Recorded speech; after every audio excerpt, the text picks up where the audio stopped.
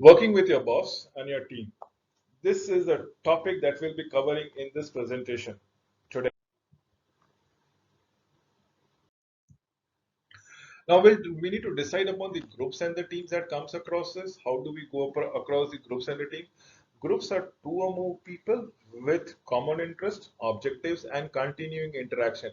Now remember, the topic remains about your boss and your team. And as a boss, it can be a part of a group that we are looking into it. As a team, it can be a boss and your colleagues that you're working around, co-workers that you're working around it. So work teams are a group of people with complementary skills who are committed to a common mission, performances, goals, and approaches when they work. So, as a colleague, as a co-workers, we are always looking to help each others to attain the respective goals that comes around it. Yes, definitely, this is what we are looking for it. So, with respect to bosses and your team members and how do you work around with them, is to forge a bond, to understand, collaborate, and probably proceed as the case might be. So let us understand the characteristics of a well-functioning and effective groups that they are in. The characteristics of groups are being relaxed, comfortable, informal atmosphere that is there. We are talking anything and everything that is very relaxing and comfortable in the atmosphere. Uh, there is no animosity in the group. There is no ill feelings towards one another. The tasks are well understood, well accepted, and so on and so forth. So members listen well and participates then and there. That is what we should be doing around. So people express feeling and ideas. The characteristics of well-functioning groups is the people expressing feelings and ideas. So that is what we look into it. So first, being relaxed, tasks being very clearly defined, members have a sense of respect for each other, and they openly express themselves as the communication is grounded. So characteristics of things to be told about it in terms of turmoil, in terms of disagreement. How do you mitigate this process? That if it is a well-functioning groups, you should be addressing it proactively and probably addressing, and the conclusion should be in satisfactory to all the group member. They should be aware of its operations and the functioning.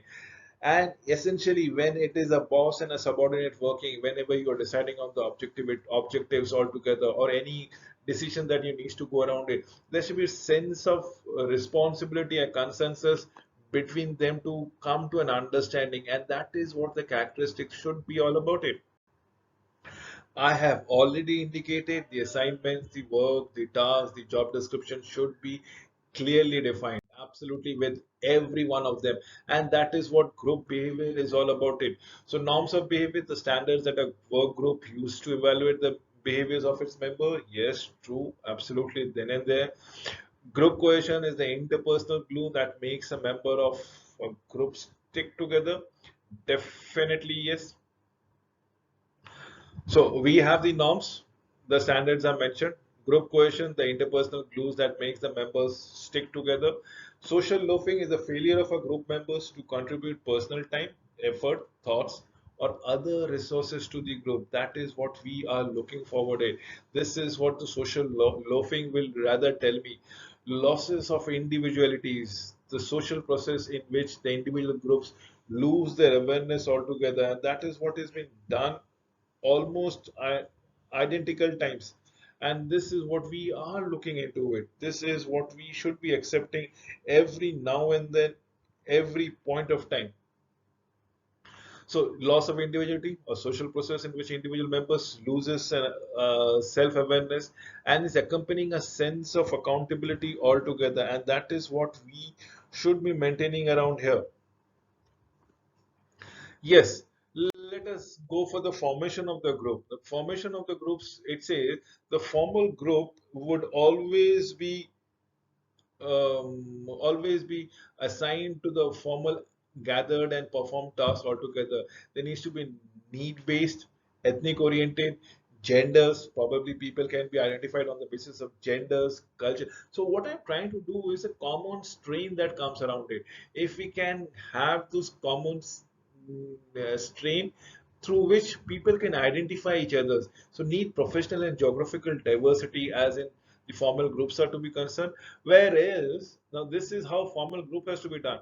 We should consciously take into fact that people from various tasks, incomes, and various amalgamations from be it need based, ethnic based, gender based, culture based, you name it, or geographical based, or age based, demographic based, whatever it is, should be there. But in informally, what do we do? People of you must have heard of this particular proverb block. Birds of same feathers flock together. So unofficially, at the emergent groups, it happens where there a member needs to meet their requirements by themselves altogether, and that is where the informal groups takes place. So we have the stages of group formation. Obviously, yes, the mutual acceptance is an emphasis on interpersonal concerns and awareness. Yes, true, very true. That is what mutual acceptance would be. Decision making is always on the emphasis on the task, planning, authority, and influences. That would tell me the stages of group formation. Motivation and commitment is emphasis on tasks, accomplishment, leadership, and performances that comes around it. Control and sanction that is there, which we goes around it. So emphasis is on reward and punishment, and that goes a long way altogether to understand what needs to be done and what needs not to be done altogether. So emphasis is on interpersonal goals, is concerns and awareness, emphasis on task planning and authority and influences, emphasis on task accomplishment, leadership, and performances. This is what we will take into consideration before we arrive to a decision, right? So the stages of group formation, mutual acceptance, decision making, motivations, commitment, and control and sanction. So mature group characteristics are purpose and mission oriented. Definitely yes, may be assigned or may emerge from a group often questions and re-examines the modifies emissions and purposes. This is what the measure group will always tell. They will get themselves aligned with the situation, with the environment. Mission is to convert the specific agenda, clear goals, and set of critical success factor that needs to be entangled there. And that is what we are looking forward to it. Behavioral norms are should be well understood. Standards of behavior within a group, formal and written, ground rules for meetings then and there, informal but well understood is intra-group socializing and dress codes. This is what we need to go around it. The behavioral norms, well understood behaviors in terms of formal group, it should be clearly written in black and white. In terms of informal, it should be the group norms that we always go around with it. So productivity norms should be consistent or inconsistent, should be supported or unsupportive of the organization productivity standards, as the case might be. So mature group characteristics will have a group cohesions as an interpersonal interactions, binding the members within themselves. They won't be forced to be dependent on each other to go around it. Enables to exercise effective control over the members as the case might come across. Yes, what we are looking forward to it. Yes, this is what has been happening. So group with high cohesiveness will demonstrate low tension. Definitely yes. If there are well-formed bond, communication is stronger, there will be less of a tension and less of an anxiety. What does it mean? This group is stress-free. This group is working in a happy nature. The productivity will always be higher. It will demonstrate less variation in productivity, as I've stated to you. Maintains a complete satisfaction of the members, as the case would be being clarified. So cohesiveness and work-related tensions, we have what makes it click. Remember, group cohesiveness from low to high number of groups comes around it. If you look into it, comes the mean tension goes less when the cohesiveness comes from a lower side to on a higher side. Absolutely, it becomes lesser and lesser side altogether. So does work absolutely does your work ever make you jump or nervous? Low score means high tension and high score means low tension. As the case has been given to you or demonstrated in this particular chart. So let us understand the mature group characteristic. The status structure is the set of authorities and the really task relation among the group members. And I am talking about working with your boss and your team. So status structure is important. The hierarchy or the egalitarian structure that we're talking about it. Often leadership is also been shared. If the boss is of democratic values, probably, definitely, then the goals have been shared, delegated, works have been delegated, and responsibilities accrued upon it. So that is what we should also be striving for it. So remember, the styles is all of diversities, which is basically data or information to the contributor. Missions gives the mission to the collaborators, and facilitators are the person who actually communicates. Now, let us understand the devil's advocates and the challengers also. So, in a group, these are the four people actually stays: a contributor, a collaborator, a communicator, and a challenger. So, challengers would be a devil's advocate who will give you a proxy situation which might be adverse to the arrived decision, but it helps the challenger. The mere fact that the challenger is present in the group, the we have a tight decision making and alternative situation, we will always have a backup plan because of it. The communicator is the one who can paraphrase the thing, and probably he or she is the person who will actually make the group stronger and holding it together. The collaborators probably will be mixing and matching whatever the contributor is bringing as far as data and information or insights might be talking around it. And that is what a mature group characteristics is all about. Remember, team tasks, what we go around it. There are so many task functions that comes around with the activities directed to related to each other's, one another's. Absolutely, it might be initiating activities, giving information, testing ideas, seeking information, summarizing, coordinating activities, elaborate concept, evaluate effectiveness.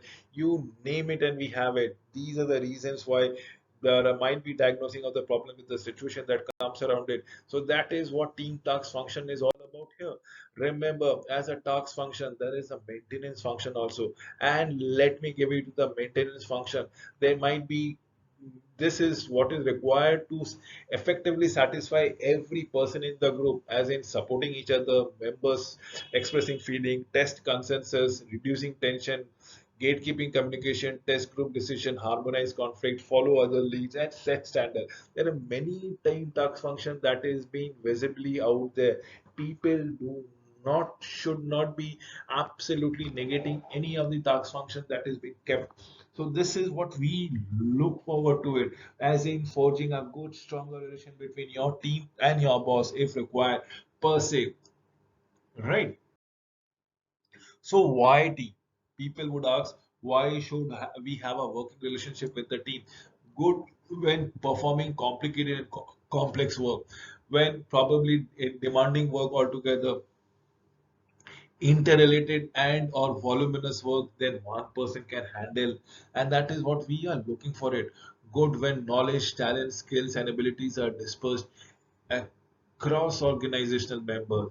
That is what we are looking forward, and abilities are dispersed there. Then there is something called empowerment and collaboration, not power and competition that we talk about it. Yes, what we are looking out here. Basis for total quality efforts, absolutely there. We look forward towards it. We are owning it up. So why teams? Basis for total quality work. New versus old team environment is a new team environment. Person generates initiatives. Yes, definitely yes. In the new team, person generates initiative, but in the old team, it is the person follows the orders, expects orders from the bosses around it, as in whatever the bosses is going to tell, he or she is going to just enact upon it. Team charts its own way, or should I say, the mantle of movement of the team is within the members altogether. It is delegated, the work is delegated, and everybody knows what is to be done. Whereas all the responsibility is being on the shoulders of the managers. In the old work environment is all about it. In the new teamwork arrangement, you should be thinking about yourself. You should be people should be rocking the boat, working together, thinking out of box solution. Only then it will come around it, when you actually doing around. But in old team environment, old work environment is people are conforming to the manager's direction. No one rocks the boat. Nobody questions. Nothing happens. In the new team environment, people cooperate using thoughts, feeling, direct talk. In the old team environment, people cooperate by suppressing thoughts, by feelings, by wanting to get along. And that is what is the fallacy that comes around it. It doesn't helps to work. So let us understand that new team environment is much better based on mutual trust, based on transparent communication, based on delegation of work, and based on clarity of goals that comes around it. And that is what we are looking forward to it. Now we talk about the QCs and teams. QCs is quality circles and quality teams. A team that is a part of an organization structure is empowered to act on its decisions regarding product, regarding the service, the quality of service that comes around it. On the other hand, quality circles will be a small group of employees who will work voluntarily on company's time, typically for an hour a week, to address work-related issues, to address issues which might pilfering the trust among the employees, which might be contemplating uh, defunct product being churning out from the manufacturing process altogether, or anything that is going wrong within the organization. And that is what QCs is all about it. Remember, quality circle deals with substantial issues that do not require final decision authority. Does that requires periodic re-engineering techniques of the maintenance of the equipment, of the people, and so on and so forth. Let us understand the social benefits of teams.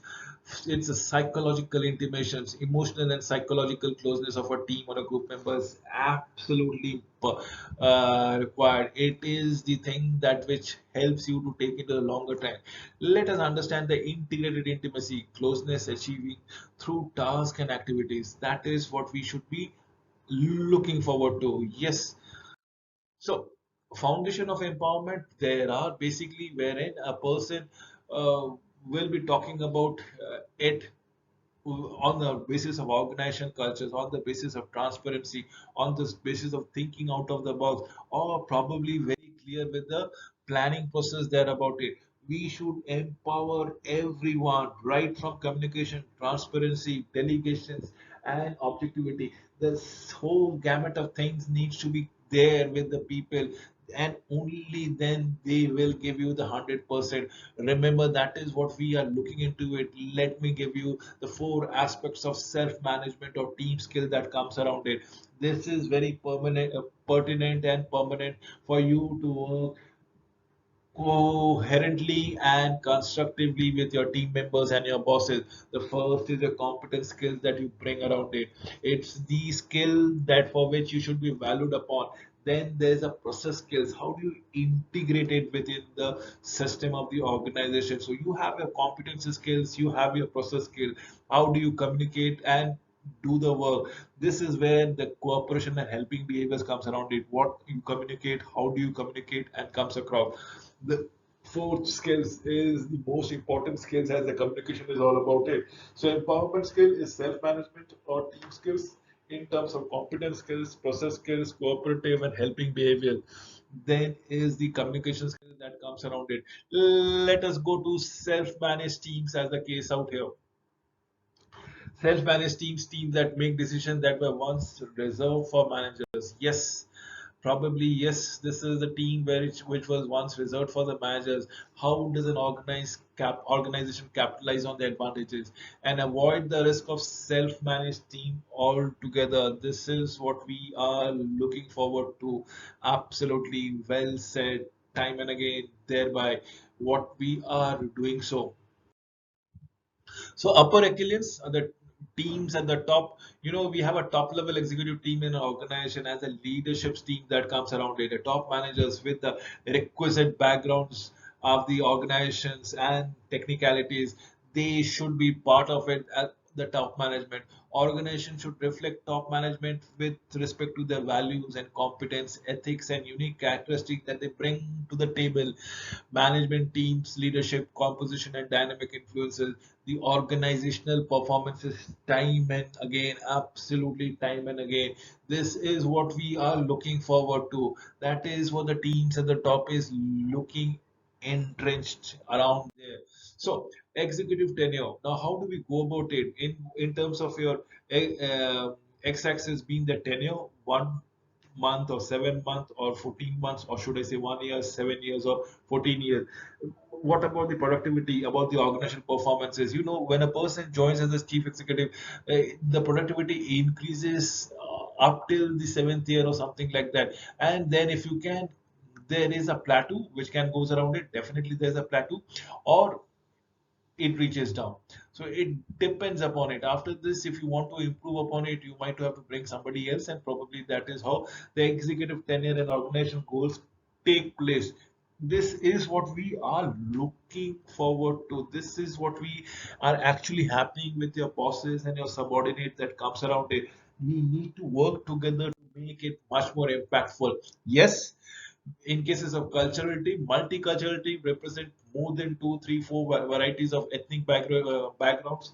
Multicultural teams would means a lot of uncertainty, a lot of complexity, a lot of confusion being crept into the group process.